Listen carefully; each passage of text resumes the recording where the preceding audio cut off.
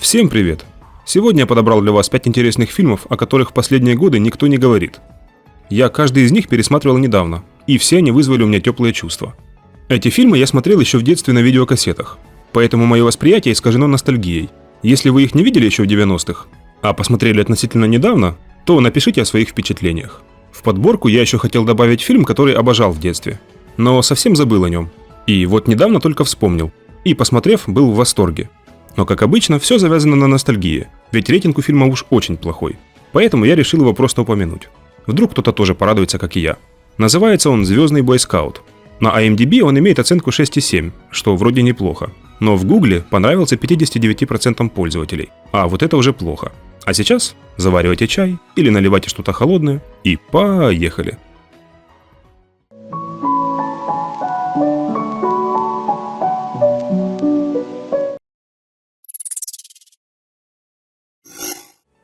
Невероятные приключения Янки в Африке.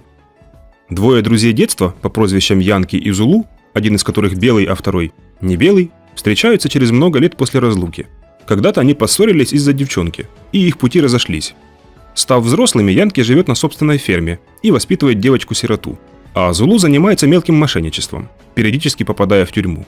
Вспоминая былые времена, они похищают кругленькую сумму, и не у кого-нибудь, а у нациста, который начинает их преследовать. После этого они, преобразившись в гримерной какого-то телевидения, меняются местами. Тот, кто был белым, становится черным, а черный становится белым. Таким образом, им удается скрываться от преследователей. Но надолго ли?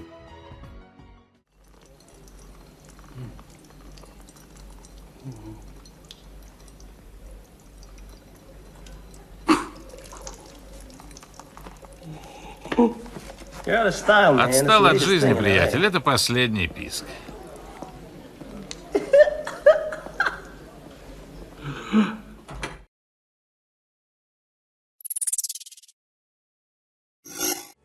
Враг мой. В одной из звездных систем земляне ведут войну за ресурсы, необходимые для выживания человечества. Им противостоит цивилизация рептилоидов. В окрестностях гористой планеты происходит схватка. Пилоту Уиллису Дэвиджу удается сбить корабль пришельца. Но в него тоже попадают, и он вынужден выйти из боя.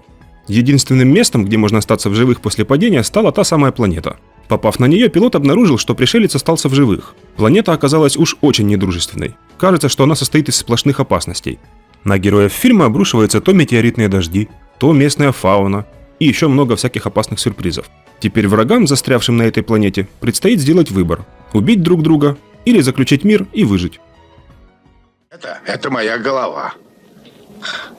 Это твоя уродливая голова. Нет. Это моя голова. Это твоя голова. Твоя уродливая голова.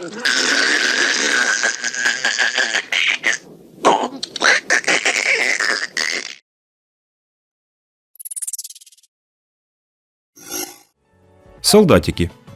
Корпорация по производству игрушек выпустила новую серию игрушечных солдатиков с собственным интеллектом, а также их врагов, миролюбивых пришельцев-горгонитов. Правда, при разработке солдатиков один из сотрудников корпорации задействовал некие военные технологии. Теперь на полках магазинов оказались закаленные в боях сильные, агрессивные и безжалостные командос. Они начинают борьбу с горгонитами, цель которых добраться на свою родную планету Гаргону.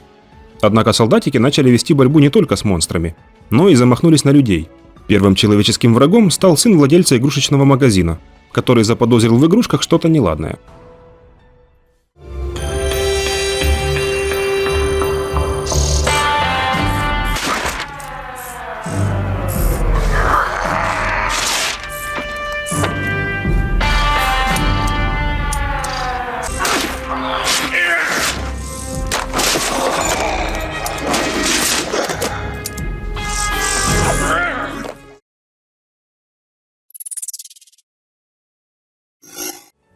Джек Фрост. В центре сюжета находится отец-музыкант, который очень любит свою семью, но постоянно находится в разъездах, из-за чего очень мало уделяет времени своему сыну Чарли. В одной из поездок, которая пришлась накануне Рождества, Фросту требовалось срочно встретиться с продюсером. Но он осознает, что не в состоянии больше терпеть разлуку с семьей, еще и в такие дни.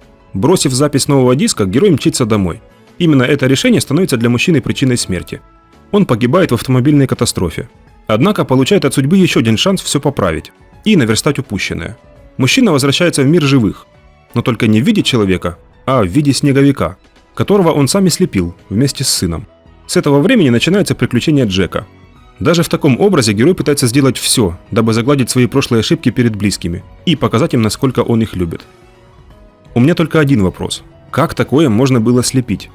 У меня от вида этого снеговика даже в 30 лет сердце в пятки уходит. Не то что в детстве. Но фильм очень хорош. Сид, я слышал о тебе много хорошего. Честно. Сид, не мог бы ты... Сид, подожди! Подожди! Постой, Сид! Куда ты? Постой! Спасибо за помощь, Сид.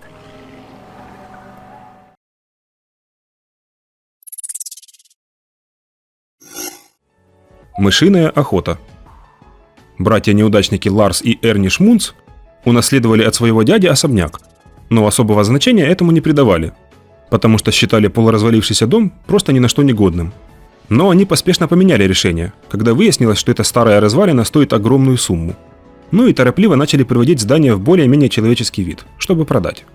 Однако очень скоро братья обнаружили, что с ними в доме обитает еще один жилец. Маленькая мышка, которая вечно мешает им навести порядок. Казалось бы, что тут такого? От мыши запросто можно избавиться. Но нет, она не так проста, как кажется.